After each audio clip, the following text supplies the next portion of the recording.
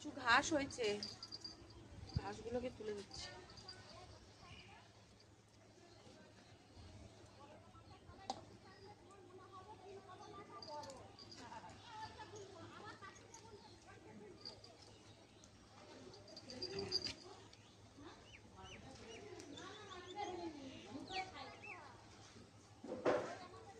আমার বাগানে কলমি শাক লাগানো হয়েছিল, কলমি শাক খুব প্রিয়। দেখুন কলমি শাকগুলো কি সুন্দরভাবে বড় হচ্ছে।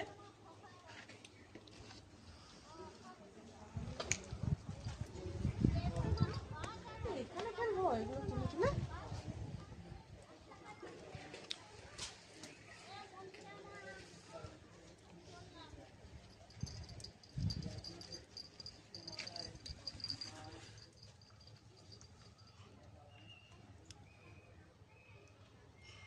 কলমি শাকগুলো অনেক বড় হয়েছে, কিন্তু মাঝখানে মাঝখানে অনেক ঘাস হয়েছে, ঘাসগুলো তুলে দিচ্ছি।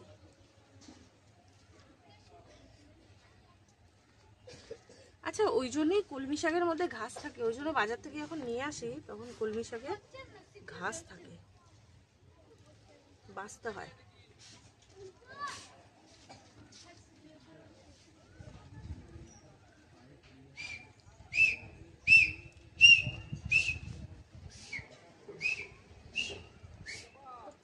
বাহ, আয় দেখি দেখি দেখি দেখি দেখি, আয় না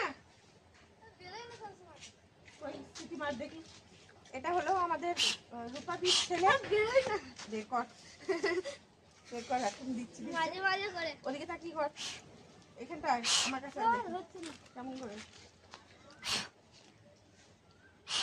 আর এত হবে না, হচ্ছে না, একবার হয়। এই সিটি মারতে পারিস? আমি তো পারি না, দেখি চেষ্টা করি। পারি না, ও মারছিল, দেখি। এই সিটি মারতে পারিস?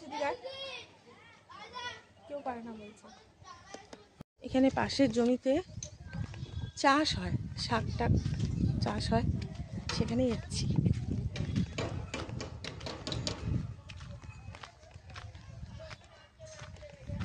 ওই যে পিছন থেকে আমার ঘরটা দেখা যাচ্ছে।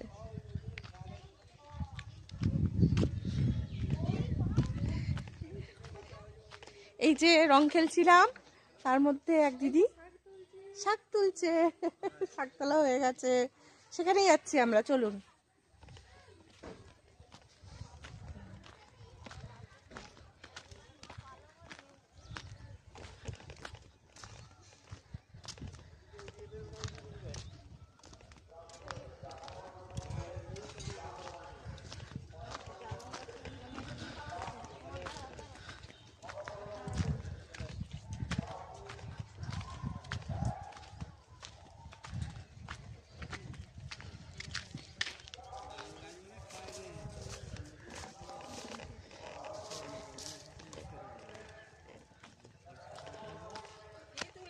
এই যে জবা কাকিমা শাক তুলে নিয়ে এলো। কি শাক তুললে দেখি দেখি, দেখাও দেখাও।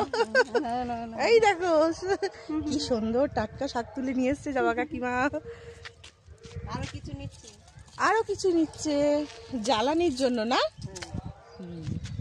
আর ওই যে দাদা আমাদের,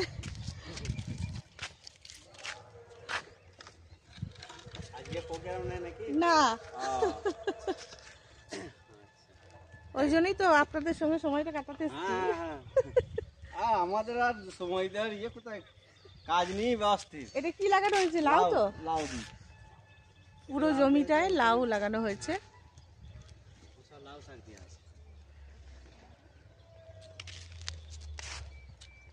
এখান থেকেই শাক তুলে দাদা অনেক সময় আমাদেরকে দেয়।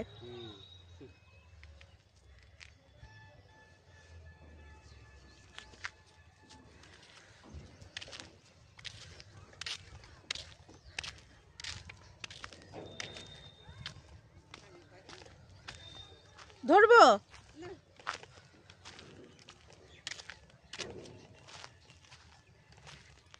দারুণ মজা হয়েছে কিন্তু, তাই? আমার কি হয়েছিল বলো তো, আমার না তখন মানে ঠান্ডা লেগে যাওয়ার ভয়তে আমাকে বললো তুমি চলে যাও, যদি ঠান্ডা লেগে যায় মানে পুরো ভিজে গেছিলাম তো ওই জন্য। আর রংটা না আমার কিছুক্ষণ মানে কয়েক ইয়েতে গেছিলাম, মেজমের বাড়িতে গেছিলাম, তখন সেই চোখে একটু ঢুকে গেছিলো হালকা, তখন থেকেই জ্বালা করছে। আর এখানে তখন না চোখ দিয়ে জল পড়ছিল।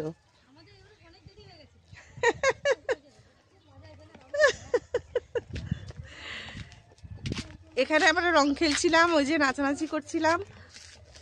এখানে আমরা খুব আনন্দ করেছি বক্স লাগিয়ে একদম। ওই যে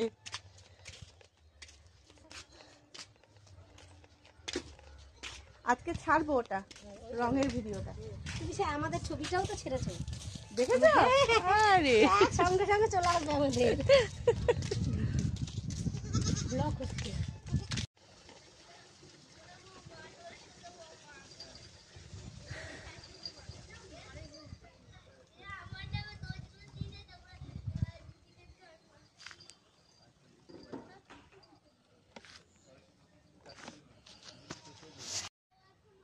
আমার বাগানে কি কি গাছ আছে একটু দেখাই। ওখানে দেখুন সমস্ত ফুলের গাছ, আর ইনডোর প্ল্যান্ট কিছু রয়েছে, মানে ঘরের ভেতরের কিছু গাছ, সেগুলো একবার করে বার করা হয়েছে। আর এই সামনেরগুলো প্রায় ঘরেই থাকে, আর ওই দিকেরগুলো ওখানেই থাকে ফুলের গাছ, কিছু গোলাপ টোলাপ আছে। আর একদম এদিকে আছে, এটা হলো আখ গাছ। আখ তো খুব ভালোবাসি খেতে। আর এর মধ্যে কিছু কুমড়োর বীজ ছড়িয়েছিলাম, হয়েছে দু একটা। এখানে একটা পেয়ারা গাছ আছে, এটা লাল পেয়ারাটা, এটা লাল পেয়ারার বীজ ছড়িয়েছিলাম, মানে সরি চারা গাছ এনে লাগিয়েছিলাম, এটা বড় হয়েছে মোটামুটি। এখানেও কুমড়োর বীজ ছড়ানো আছে। আর এটা হচ্ছে কলমি শাক, আর তার পাশেই আছে পুঙ্কো শাক, এবং তার পাশে আছে ঢেঁড়সের বীজ ছড়িয়েছিলাম, ছোট্ট ছোট্ট চারা বেরিয়েছে এখন। আর একদম এই পাশে আছে শশার বীজ ছড়িয়েছি, শশা গাছ আছে। আর এই দিকটায় আসুন, এখানে একটা কলা গাছ লাগিয়েছি। এখানে অনেক ঘাস হয়েছে, কিন্তু এখানটা পরিষ্কার করতে হবে।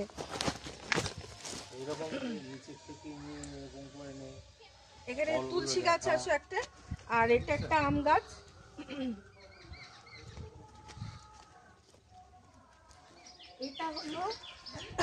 এটা একটা গন্ধরাজ লেবুর গাছ। দেখুন আমার গাছ কি সুন্দর গন্ধরাজ লেবু ধরেছে।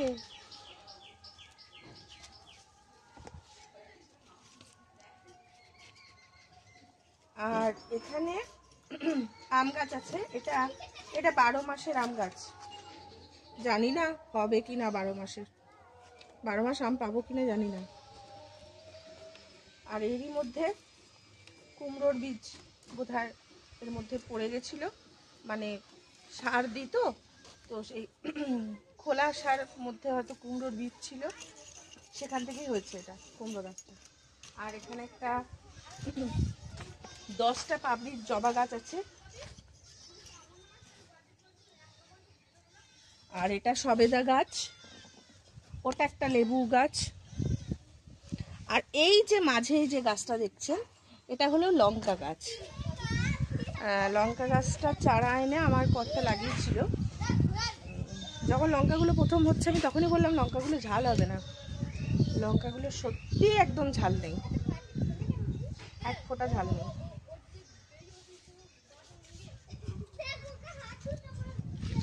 অনেক জবা গাছও আছে এরই মধ্যে, টবে লাগানো হয়েছে। তারপরে ওই দেখুন ওখানে একটা জবা গাছ লাগানো হয়েছে, ওটা একটা বড় বড় জবা হয়।